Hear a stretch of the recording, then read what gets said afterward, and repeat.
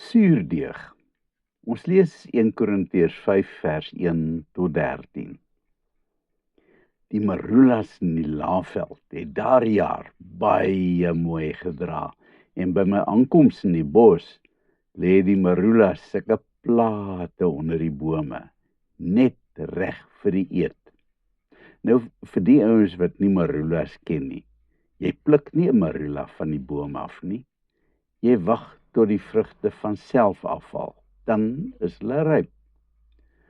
Ons tel emmers vol marulas op, want die goed kan mos nou nie vermors word nie.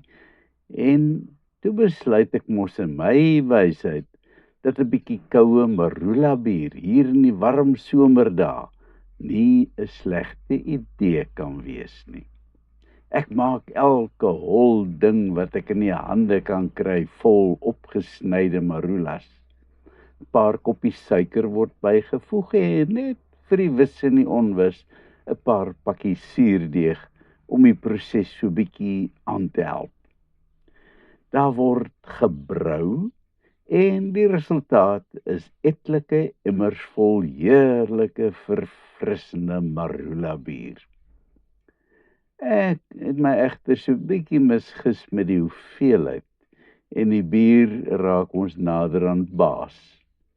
'n Week of wat later hang daar 'n walm in die huis wat jou op 'n trip sit nes jy by die voordeur instap. Die laaste emmer het maar daar eenkant gestaan en gis.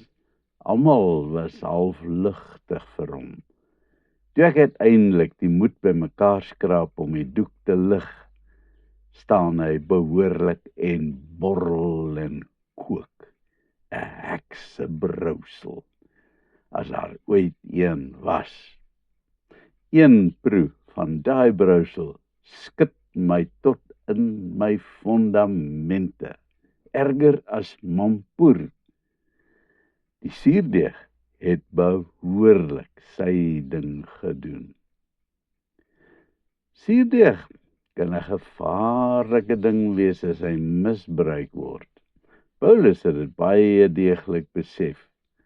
Net 'n paar ou korreltjies kan in 'n japtrap alles rondom jou beïnvloed.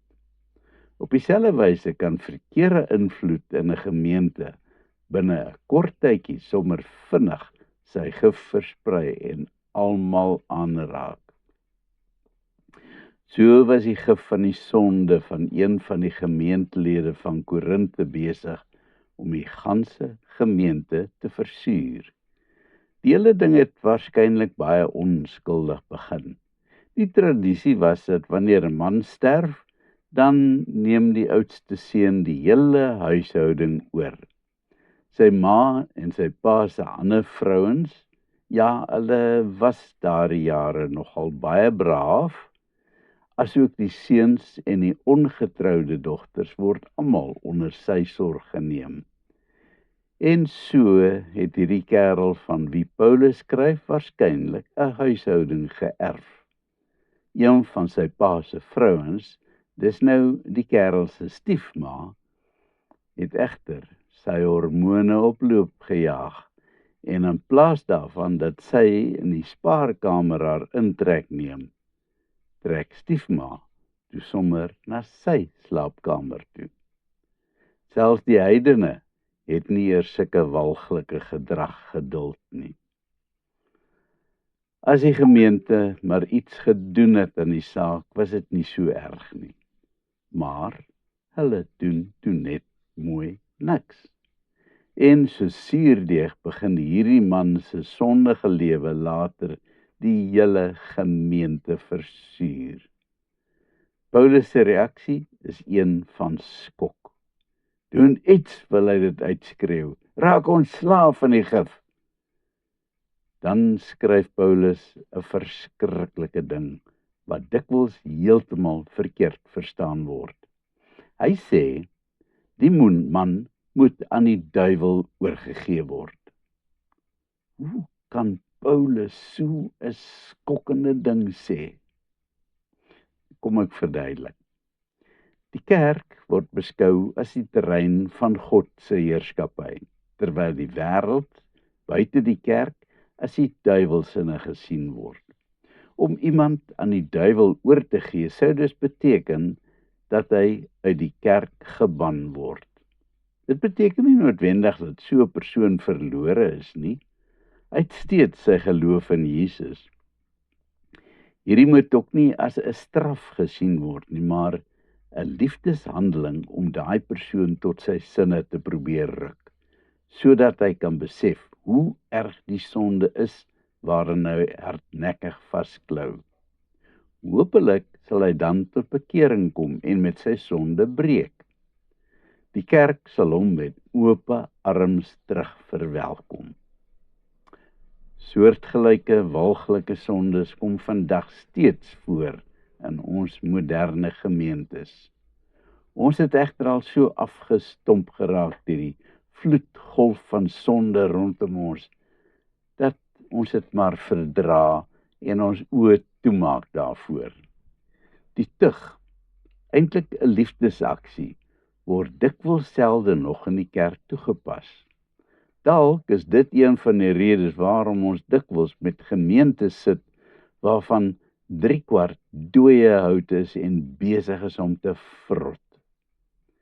En die bakterieë wat die vrot veroorsaak, versprei stadig maar seker dwars deur die ganse gemeente.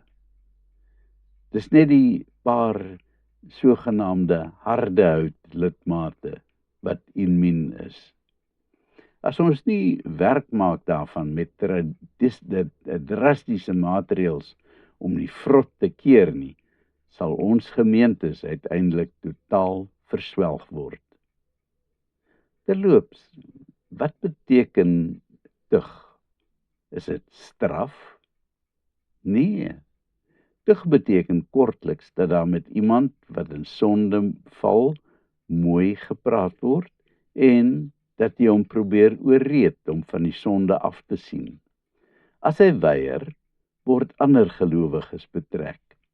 Alles moontlik word gedoen om hom op die regte pad te kry. Soms is harde optrede nodig. Paulus praat vandag hard met ons gemeentes. Ons moet daadwerklik iets doen aan die areas waar daar groot probleme is.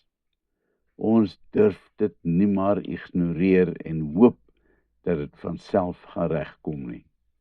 Ons moet dringend iets doen, voordat dit dalk te laat is. Ons bid.